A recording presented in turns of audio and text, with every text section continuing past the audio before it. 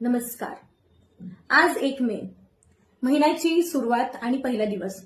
आज मी ठरवलं आजपासून सकाळी लवकर उठायचं आणि काहीतरी प्रोडक्टिव्ह करायचं.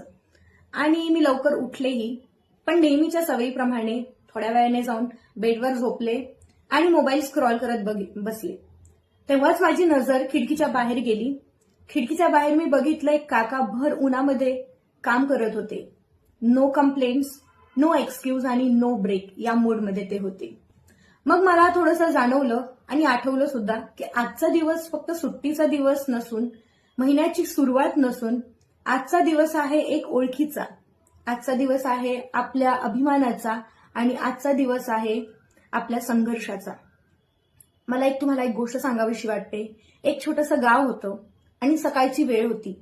शेतकरी शेतामध्ये काम करत होते. कामगार मशिनांशी दोस्ती करत होते. आई जी आहे ती घरची कामं करत होती आणि विद्यार्थी शाळेमध्ये बसून आपला अभ्यास करत होते आणि स्वप्न बघत होते.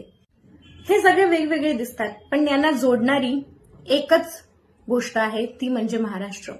1960 साली आमची मुंबई म्हणत लोक रस्त्यावर उतरली, आवाज उठवला आणि या संघर्षातून निर्माण झाला आपला महाराष्ट्र.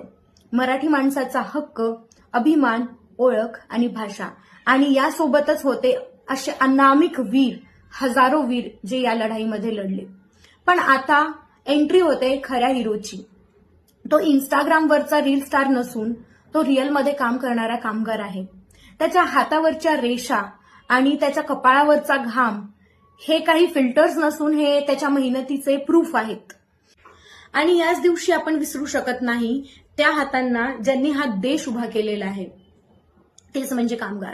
आपण सुट्टी घेतली तर चालतो, पण कामगार मात्र सुट्टीवर गेले तर आपल्या देशाची अर्थव्यवस्था ढासळून जाईल.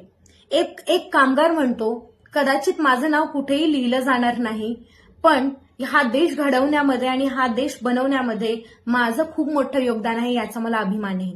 आज आपण जिथे आहोत ते फक्त आपल्या मेहनतीमुळे नसून हजारो लाखो कामगारांच्या कष्टामुळे, त्यांच्या मेहनतीमुळे. म्हणूनच आजचा दिवस आपल्याला सांगतो की आपल्या मुळांवर प्रेम करा, आपल्या भाषेवर प्रेम करा आणि कामगारांचा सन्मान करा.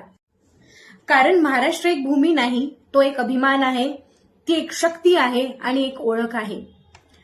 महाराष्ट्र दिनाच्या आणि कामगार दिनाच्या सगळ्यांना हार्दिक शुभेच्छा. हृदयास्फिक मनातून बोललेलं मनाला भिडणार.